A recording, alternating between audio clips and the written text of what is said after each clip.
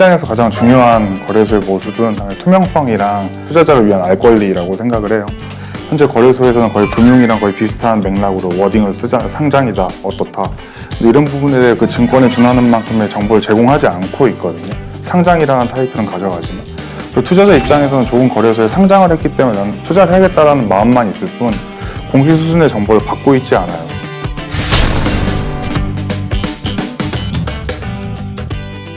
저는 그거를 다 공개해야 된다고 생각하지는 않는데 거래량이 있으면 입금 출금되는 양이 있을 거고 거래소 보유분이 그러니까 지급준비율이라고 할 수 있을 것 같은데요. 사람들이 한꺼번에 출금 요청을 했을 때 지급할 능력이 있는가에 대한 그 보유분에 대한 증명이 필요할 것 같아요. 근데 그런 거를 증명하는 거에서 하나도 없죠, 사실 지금. 그래도 사람들 사실은 잘 쓰고 있으니까요.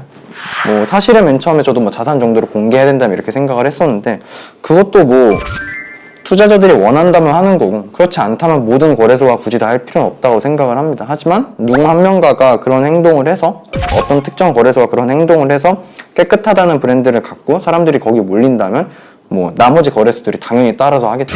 해킹이 발생했을 때 취하는 입출금 금지 조치에 대해서 어떻게 생각하는지. 일단 해킹이 발생을 하니까 이 해킹에 대한 사유를 찾기 위해서 입출금을 막는다는 거에 대해서는 이해는 돼요. 당연히 좀 그렇게 저희도 그렇게 도와드린 적도 있고요. 이 부분이 이제 하나의 가두리 펌핑으로 이용됐을 때가 문제인 것 같기는 해요. 입출금 원화가 막혔으면 어떤 문제로 원화가 막혔고 어떤 부분에서 거래 정지가 일어날 거며 이런 것도 충분히 알려줘야 되는데 그런 게 없이 기간 없이 그냥 정지를 시키고 사실 여기 더 문제는 뭐냐면 기다리다가 보면 가두리로 어떤 거래량이 만들어지는 건데 이런 부분에는 확실히 문제가 있다고 생각을 해요. 출금 금지 자체에 대해서는 이견은 없어요. 그런데 이게 장기화됐을 때 문제죠. 가두리 펌핑이 일어나는 시장에서도 눈치 빠른 사람들은 이번에 해킹 딱 터지자마자 야 이거 기회다 돈 넣자. 그러니까 이게 목적이 뭐냐면은 우리가 이제 펌핑할 건데 펌핑한 다음에 이거 보고 들어오는 사람들 돈 빼먹겠다는 거거든요. 솔직히 투자자 입장에서는 가두리 펌핑도 되게 좋은 돈벌이 수단이긴 한데 좀 그렇잖아요. 양심이 좀 가두리한 거에서는 양심이 없는 것 같아요. 양심이. 뭔가 해킹이나 이런 일들이 발생했을 때는 일정 부분에서는 동결시키거나 거래소가 그 해킹 피해 사례를 막기 위한 출금 제한 조치는 어느 정도는 좀 정당하다고 보고요.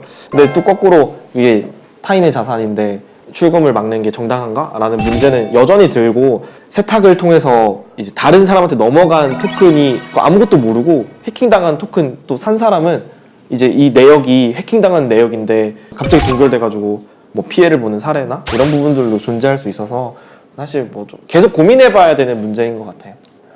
솔직히 말해서 부당하다고 생각을 해요.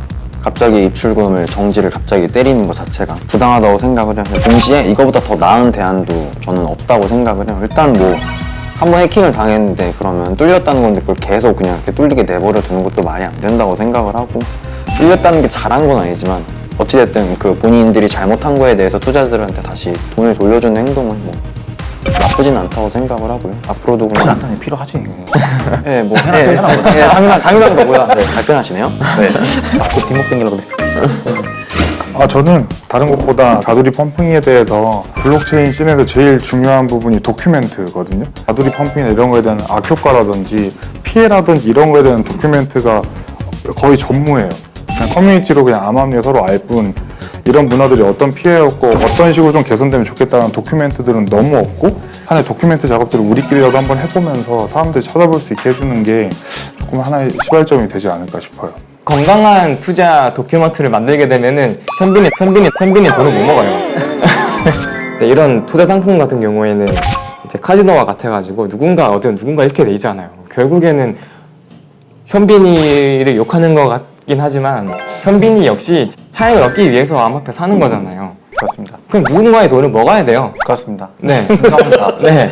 그러니까 가두리 펌핑이 기회인 거죠, 사실은. 기회입니다. 그러니까 정말로 이게 생태가 건강해지고 개선이 되려면은 사실 도큐멘트보다는 정말 실질적인 서비스가 나와가지고 사람들한테 실질적인 효용을 줘야지만 네, 이런 것들이 해소가 된다고 사실 생각해요, 저는.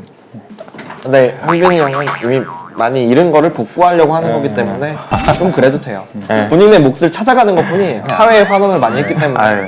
근데 아까 그 류신 CSO님이 말씀해주신 안 좋은 사례에 대한 도큐먼트들이 좀 필요한 것 같다라고 말씀해 주셨잖아요. 사실 저희 학회들 입장에서는 뭔가 트레이딩에 대해서 막 언급하고 막 이러는 게 약간의 불문율 같은 느낌은 좀 있어요. 저희들끼리 모여서 투자 얘기를 한다는 게 블록체인은 정말 그거밖에 없구나로 보이는 것 같은 느낌이 있고, 뭐 거래소에서 가두리 펌핑하는 것도 거래소 내에서 일어나는 일이고, 그런 부분들을 좀 방지하기 위해서는 거래소가 뭐 이런 부분들에서는 이런 위험성이 있을 수 있으니 뭐 거래에 유의하셔라, 이런 부분들 한마디 해주면 되는 거잖아요. 근데 그럼 한마디 없이 그렇게 되기를 사실 그들 입장에서 또 바라고 있지도 않을까요? 거래소가 좀 방금 이제 이사님께서 말씀해 주신 이런 도큐먼트들을 만들어내고 좀 거래가 건전하게 될 수 있는 방안에 대해서 좀 앞장섰으면 좋겠습니다.